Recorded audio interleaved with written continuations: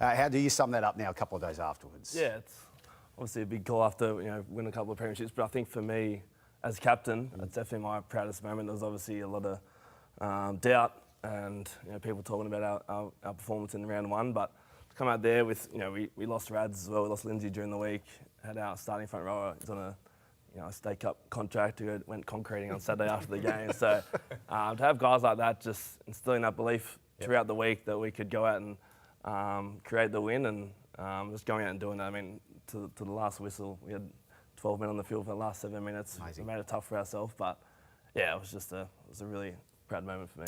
Teddy, the way you played personally, I'm sure the way you led throughout the week was what you always do. I think you played great every single week. But who else, particularly in the forward pack, I'm interested to know, showed leadership throughout the week? I thought Angus Crichton played really well. I'm wondering how he went throughout the week. Like, did he get everyone together and say, we've got a job to do? Yeah, Angus has really developed well as a leader. Him, Connor Watson and Chad, they were the only ones in our leadership group. We've got usually about 8 or 9, so we're obviously missing half our leadership group there. But Gussie, he stood up and led by example. He always does, but I think it was important for us leaders to really lead by example with our words and our actions as well. And I feel like, and not just us, I mean the whole 17 young boys, everyone, they just did their job, and we just continued to play footy for each other and have that belief, and then that's how we created that win. Teddy, what was the mindset within the group, say, after round one, right? So you take on the Broncos, heavy defeat to the Broncos, and there's a lot of talk about your squad and the players you were missing. How do you then move forward, shift your focus to the reigning premiers, like the last 4 premierships in the Panthers, who have lost very few games over those 4 years? How do you change that so quickly and come up with the performance you did? Yeah, well, it's tough. You have a big pre-season, you train so hard, and you come out in round one and you're beaten by 50. So it's definitely deflating. But we knew we started that game really well against the Broncos. We scored first. We had a really good 10, 15-minute period. Then Rads went down and they scored some tries. And then a lot of the tries was just off our smarts. They beat us on last plays and just competing. We just missed that sort of part of our game. So it was sort of some easy fixtures during the week, and we felt like our attack and our defence were actually not too bad. Obviously, the scoreline didn't show that, but I felt like we had a lot to build on, and we're going to keep building on that. And I didn't know it would turn around so fast as it did in round 2, but that was our talk during the week. Just keep building and believing in what we were doing and believing in each other. And yeah, I mean, to do that against the premiers in round 2, that's going to instill a lot of belief in the team for the rest of the year. I think as senior players, you've all been in the position at some time where you're playing with a lot of rookies in the team. There's been injuries or suspensions or what's happened, and you've got a lot of kids in the side.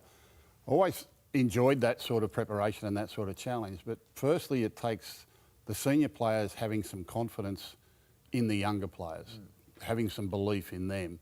Not only playing well yourself, but having belief in them that they can do the job. How do you sort of impart that to the junior players during the week? It's probably a balance for me. I think for me as captain and the most experienced player and the leader, I can get caught in trying to do too much. And for me, I've got to have that balance and believing in these young boys to go out and play, and I can just play my role and obviously do my thing in amongst that. But that was a good balance for me of just letting these boys play footy, encouraging them to play footy.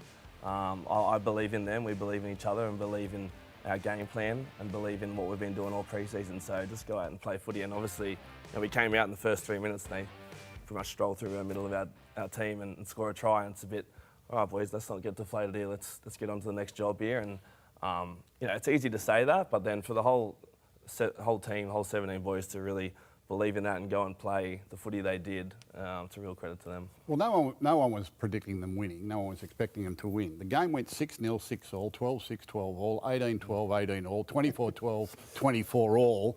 What are you thinking as the game's going on? Can we just get 2 in a row or something like that to break the cycle? Yeah, I feel like their tries they scored were on last plays. I feel like we defended our goal line really well. They scored 3 from kicks. Yeah, from kicks and last plays, and I feel like we were defending really well. And obviously they weren't at their best; they were a bit scrappy with the ball. But I feel like it was just those little things we were just not missing on the end of the line on those last plays. So I feel like we were powering through them really well. Our support, as I said, those young forwards are really laying the platform for us, and then our spine, we're really connecting and creating some opportunities off the back of it. The challenge for the coach now is he's won with all them kids, and over the next couple of weeks, other players, senior players, will start to come back.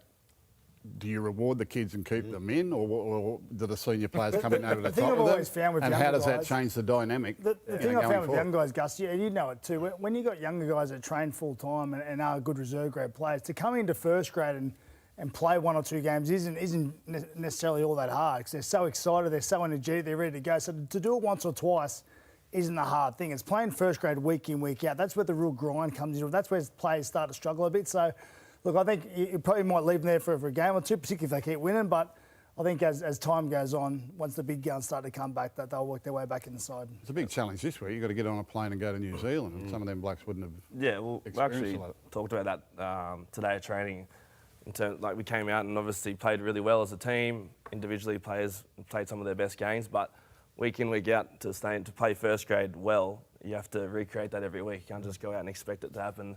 This week against Warriors, as you said, it's a different preparation for some guys who haven't played overseas or played New Zealand, but just putting all our energy into a great training session and preparing like we did last week. From a club aspect, a game like that, a win like that at any stage of the season can make your season. It can make your club, can't it? Like it'll be a very different feel around the eastern suburbs this week, won't it? Yeah, I mean, people were writing us off after one game against Brisbane, saying that we were gone for the year. Now people are saying we're back. So I think in between our 4 walls, there's always been that belief, not mattering what the result will be. We know what we're working towards and what we're doing at training is going to set us up for success. So if our whole 30-man squad is believing in that, then that'll set us up well. You start the season with Broncos Panthers, round 1 and 2. But you're back doing it again with them in round 6 and 7 as well. I know. What's that? How does that happen? That is bizarre. Tough schedule, but yeah, that's good. Teddy, what about Mark Nawaqanitawaze? I'm pretty sure I said that correctly. Big he unit. seems to take into footy pretty comfortably. I know the first week he's got towed up, but I thought he showed a few signs where he could definitely handle it. He was pretty good the other night, a couple of tries. He's a big body. He's hard to handle. He's one of our best. He's a big body. He's strong, fast, got good footwork, but he's real skillful. It's probably one thing I was really surprised is when he come over in the pre-season. Just his ability, his quick hands, his ability to know when to pass or when to run. That's been a real asset for us, and he's been he's just still learning how to play for NRL, learning how to play left centre. It's not easy coming in and learning defensively how to play centre, but I think he asks a lot of questions. He's really good to have around the boys, and he learns really quickly, so he's doing a great job. Just off that, what's the prognosis with Sam Walker? When are they expecting him back? Yeah, middle of the year, I think around 12 or 13. But he's at training, doing most of the session. Obviously not the contact stuff fully yet, but he's out. Even today, he's out there throwing cut-out passes and tearing us apart. So he's looking good. Good, positive signs for the Chookies.